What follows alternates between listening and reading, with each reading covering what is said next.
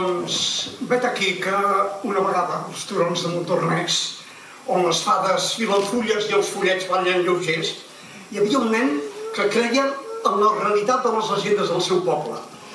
Creia en l'existència d'un drac que cada any per la festa major espantava els veïns traient foc pels ullals. Creia en l'existència de dos gegants altíssims i malparats que cada vegada que es trobaven es barallaven dansant. La gent decent li advertia que les llegendes són mentides impossibles, que no hi havia dracs ni tampoc gegants, sinó només ninots de cartó pedra. Però la festa major venia de nou i el nen tornava a veure l'arribada del drac que treia foc pels ullals i la dansa dels dos gegants, i els ulls li resplendien amb guspires d'alegria.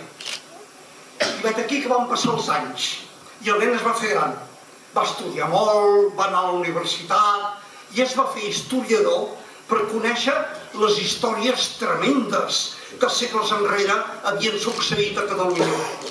I de totes les històries tremendes, les que més li agradaven eren aquelles que semblaven tan impossibles que potser eren un miracle de les fades. I vet aquí que un dia va trobar la història més tremenda de totes. Escolteu-la, que val la pena.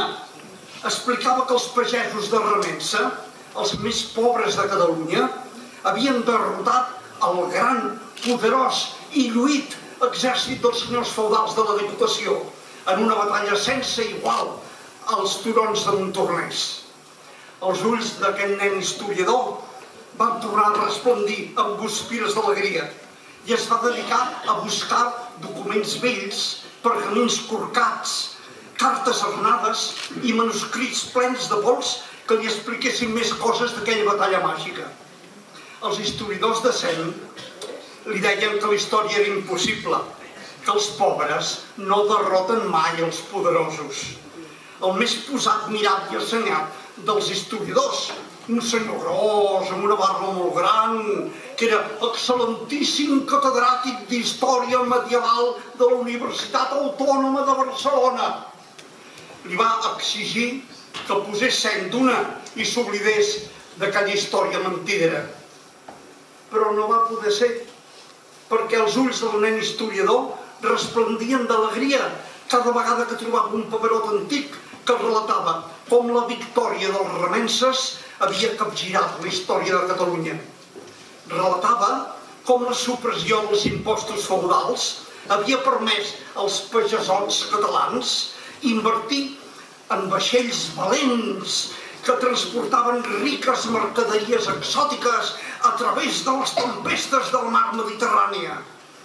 Relatava com van invertir els guanys en unes fabuloses màquines angleses que afilaven la llana tan de pressa que van sorgir a totes les valls del país milers d'indústries tèxtils. I Catalunya, un país d'agricultura pobra, es va transformar en un país industrial capdavanter del progrés i de la cultura. Relatava com els representants dels remences, anomenats síndics, havien fundat al poble d'Amer un primer sindicat que després va ser imitat pels obrers pobres de tot el món. I vet aquí que el nen historiador va escriure un llibre per explicar a tothom aquella història màgica com un conte de fades. Però les guspires que li resplendien els ulls no li van permetre escriure un llibre feixuc i avorrit a la manera dels altres historiadors. El va escriure en vers. I encara més, escolteu, va convèncer un cosí seu de Roda de Ter, que tocava el flabiol, que li posés música a cada una de les pàgines del llibre.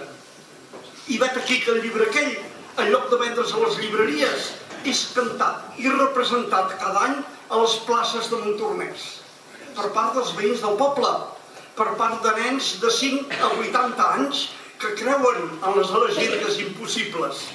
Els que brillen els ulls amb guspires d'alegria quan fan reviure la prodigiosa història dels remences catalans. També brillen d'alegria els ulls del miler d'espectadors. I això, els temps que corren, és segurament el més gran de tots els miracles.